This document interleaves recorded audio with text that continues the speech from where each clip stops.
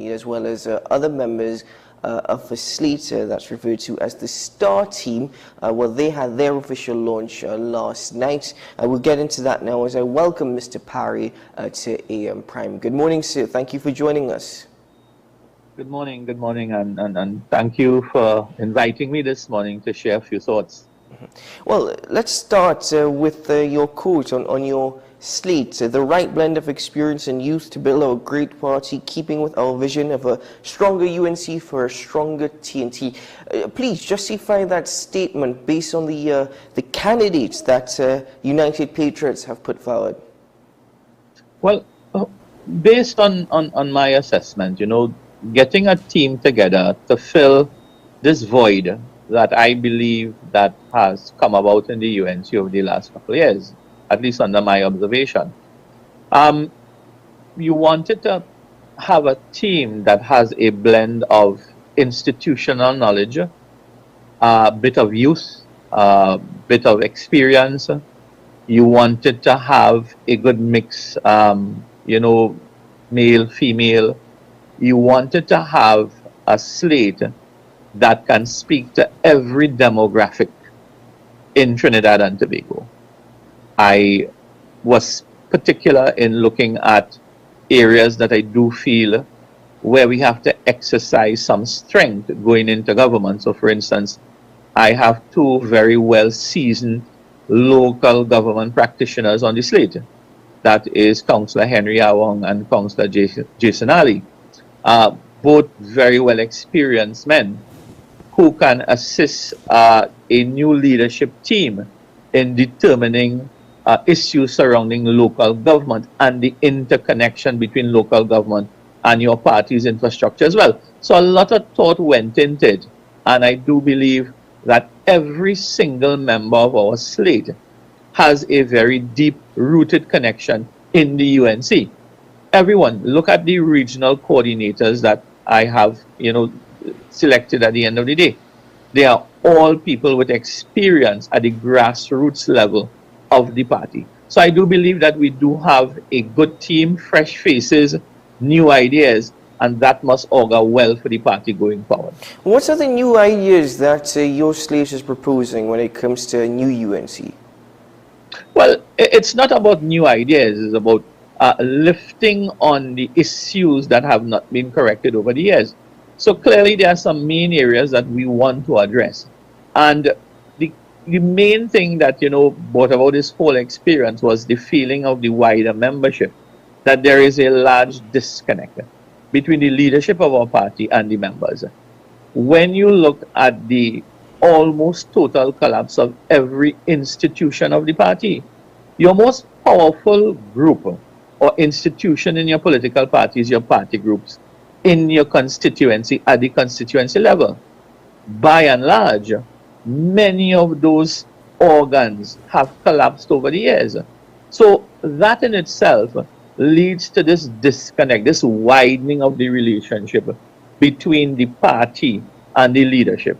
And that's one of the main things that we want to address in terms of bringing back to life all these organs, all these institutions of the party, which have really been left to flounder over the years. Issues around constitutional reform, fixed terms for all office holders, fixed dates for elections. Now, these are things that we have been clamoring for in our national constitution, and it has relevance in our party's constitution as well. So that is another key area. You find we've been having conversations around the wider membership concerning the ability of the party to have a headquarters. I mean, that is something that has come up for a lot of conversation over the last 48 hours. When you want to move from just a political party to a political institution, those are the kind of foundation things that we must be discussing.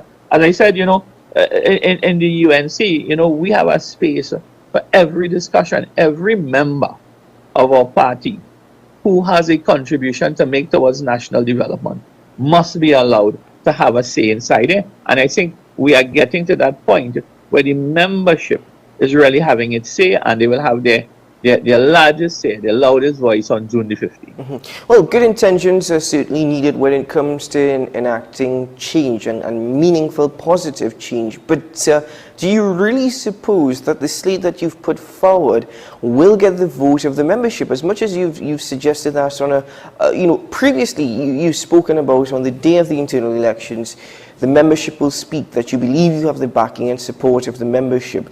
But taking a look at the list of candidates, do you really think that they have some connection, not only with the membership of the United National Congress, but a connection with people in Trinidad and Tobago as a whole? Well, this is a relay, Keaton. And the first leg of the relay is the membership of the party. So your line and length and language is a bit different because this is an internal election. Your scope is limited to the members of the party.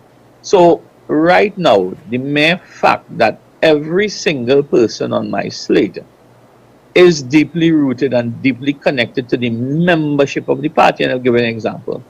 When you look at my coordinators at the coordinator levels, North, South, Central, East, they have vast amount of experience on the ground. Some of them are former local government representatives, candidates who have canvassed over the years. I have young Chanel Roberts. Now, while young Chanel Roberts, she's the Tobago representative. What she brings is an experience from a hometown in Labray, where she created a space for the UNC that was not previously there. Although she lost the elections, she gathered almost, she reduced the defeat by almost 800 votes. So when you take that experience that she has at that local level and her ability to work with people to create that space, I think she'll do well under our guidance in terms of being a representative for the Tobago. But now if the UNC really wants to be a national party, we cannot leave out our sister island. We have to have a presence there. We have to have someone carrying the message and the philosophy. So I really feel, to answer your question, yes, I do think that we have an absolutely wonderful chance of connecting with the wider membership. And we have 3 weeks to get that mission completed and win the elections on June 15th. If we also take a look at another candidate for the position of chairman of the party, that is Senior Counsel Larry Lawler. He has run previously under Dr. Rurel Munila's slate and under Vasan Barrett's slate. He's been unsuccessful on both occasions. Do you believe that him running once more under your slate for this particular position is more of a liability than anything else? No, I think every single citizen who has a contribution to make the national development is important. And whether you run once, twice, 3 times, we have persons in our party have gone to an elections 13 and 14 times and they lost. And there is still a feeling, by many, that there is still some value at the end of the day. Mr. Lala has tremendous value in terms of a national contribution, in terms of his experience, in terms of his legal background and so on. So I do feel that his and Mr. Taklal Singh, in terms of the legal fraternity, they do bring a lot of value, and I'll tell you why that's important. The United National Congress has to prepare for government.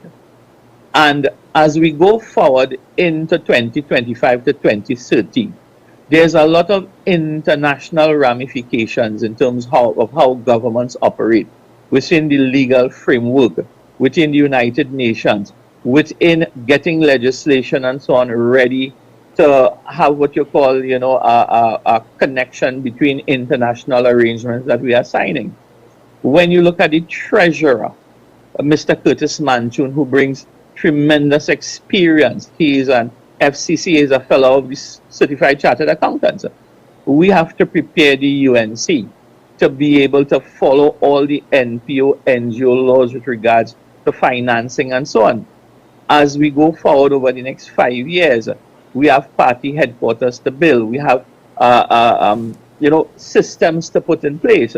And we have to be careful how you get funds, how you spend funds, and a better structure within the legal framework of how we operate here in Trinidad and Tobago is important, because the world is going to be looking at political organizations and how you amass funding, because you have issues around terrorist financing, you have transnational organized crime. So you have to be careful. Political organizations have to be careful that they don't run afoul with this type of law. So having a treasurer with the backing and qualification and the experience like Mr. Manchon, who has sat on an executive in the UNC many, many years ago. So these, besides just the experience, they are bringing the institutional knowledge. This is why I think my team is much more solid in terms of being able to deliver a good product to the people, the membership of the party, and by extension, Trinidad and Tobago.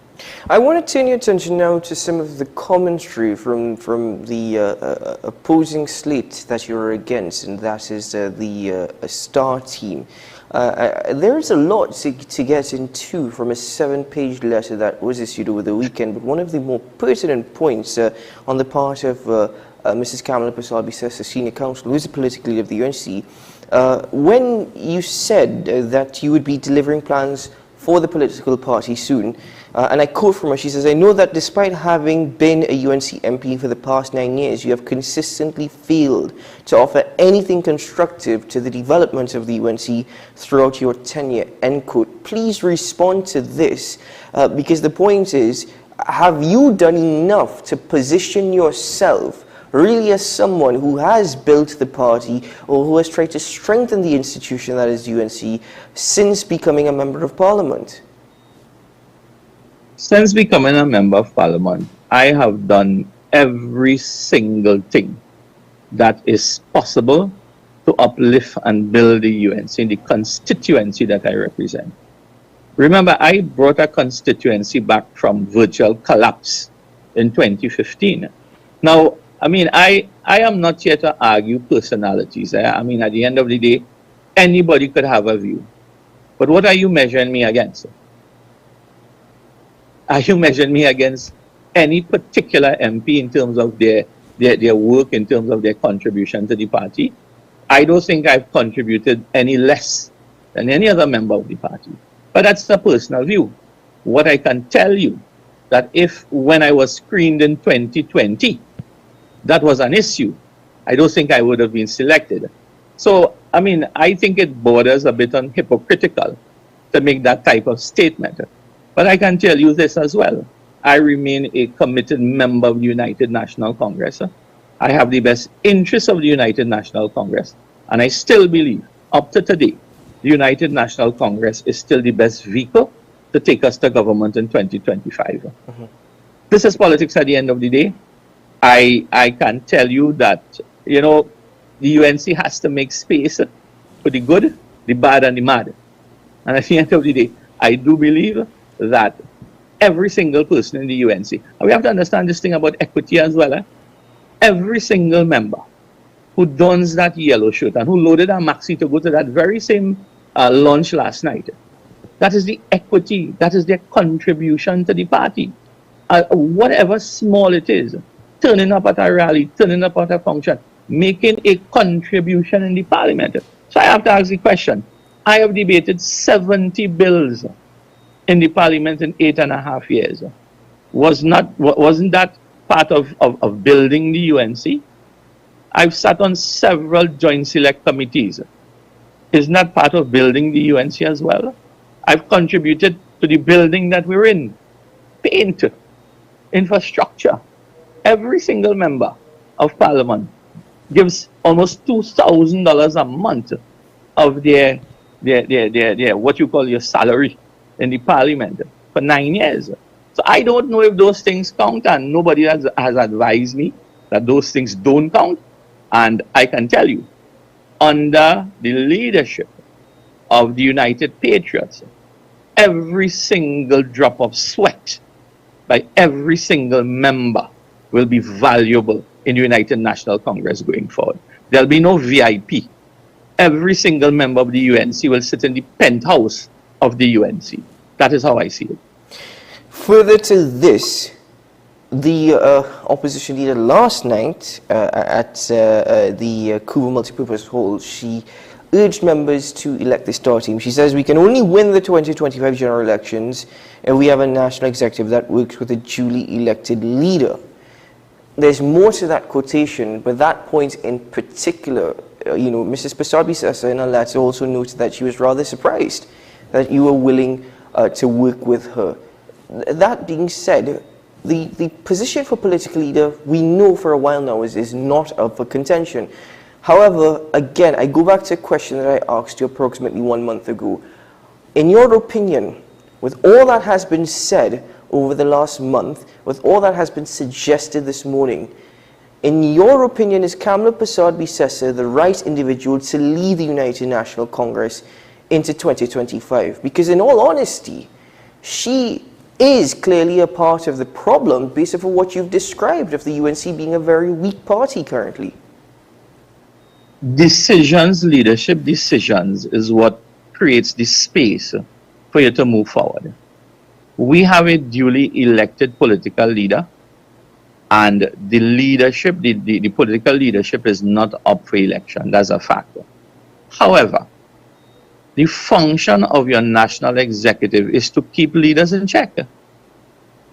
While Mrs. Prasad-Bissessar ought not to have made some sort of endorsement of any slate, right? But there's nothing wrong, there's nothing constitutionally wrong.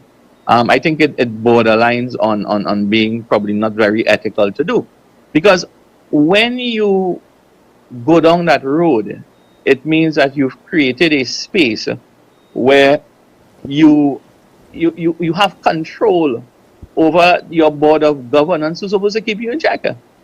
Now, that being said, whether any political leader endorses any slate or not, that is one vote.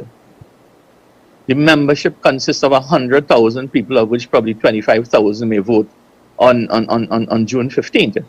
And it is the voice of the wider membership that is going to make any decision on who goes forward and who doesn't go forward.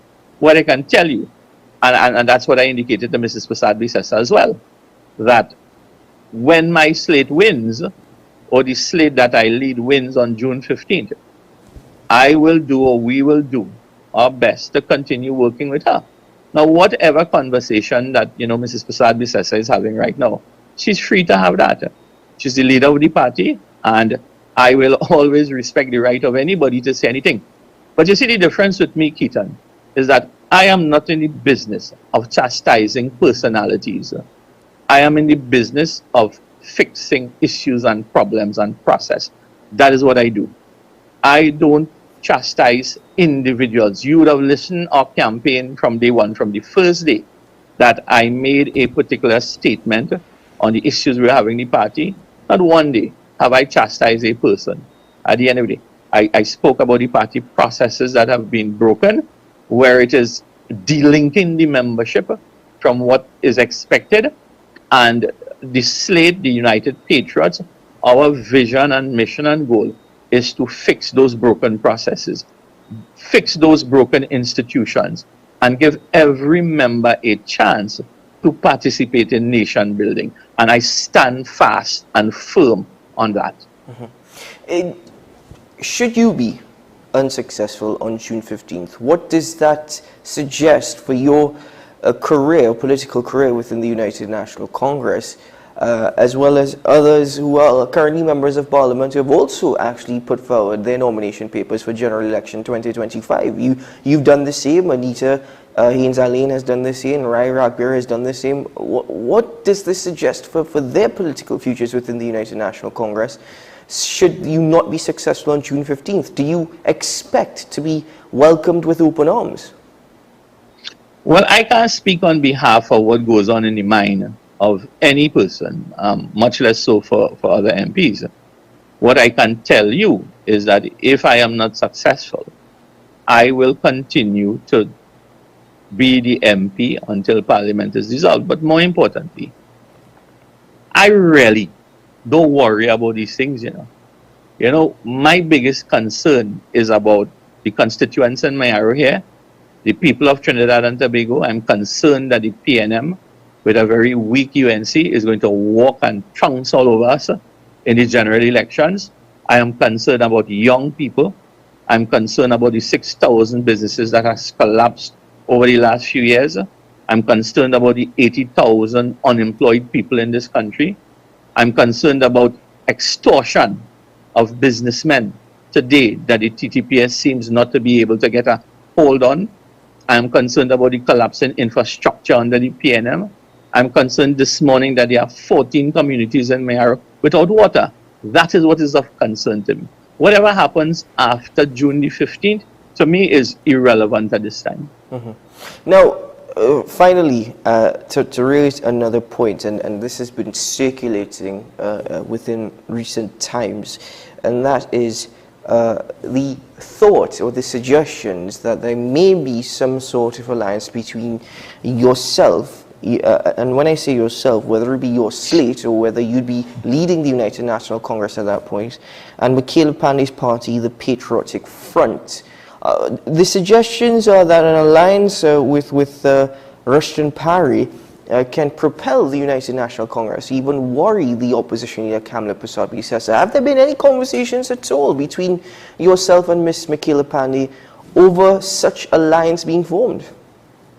I've known Michaela for quite some time. She's a wonderful young lady. When we do meet, we speak about family.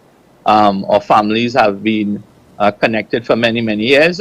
We speak on a lot of things. But I want to talk to you about, relationships in politics and the way I see it in the United National Congress. If there is the slightest crack where any citizen, whether you're an individual, whether you're a political party, willing to make a contribution, and I want to get that solidly down for your viewers and listeners. In this country, every single person who has a contribution to national unity, national development, you must be welcomed. Whether you come from Mayaro, Cedar, Charlottesville, Erin, Ikakas, we have to make a space for everybody, because that is how we win. Because Trinidad and Tobago, we're in a really bad space. The PNM has really collapsed this country in every sector. And it is going to take more than 18 or 20 men in the parliament to solve this problem. And I want to make this point. I spoke earlier on about the party has gotten to a place where we've lost our gravitational pull to bring new people, new faces, fresh ideas. And the mere fact that the star team lacks anything new, it really justifies my position, right? I mean, my team has gotten together. It's a bunch of, in terms of new, young, old, it's a good mix. It's people with new and fresh ideas.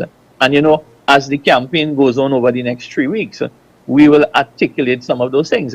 So, I mean, coming back to whether there is always room for a relationship with everybody, in NATEX, under the United Patriots, will have the widest possible berth for every single citizen to participate in nation building. Well, Mr. Paray, listen, at this point, I'm going to conclude this particular conversation. I've asked you your plans in respect to the party and building the United National Congress. You have hinted at some. You have not necessarily laid all your cards on the table. But over the course of the campaign, over the course of the next 3 weeks, when more information comes out, I look forward to welcoming you, as well as other members of your slate, to the program to speak more about their plans, visions, and intentions for the United National Congress. At this point, though, thank you very much, sir, for your time. Thank you for having me. All the very best. Take care. We would also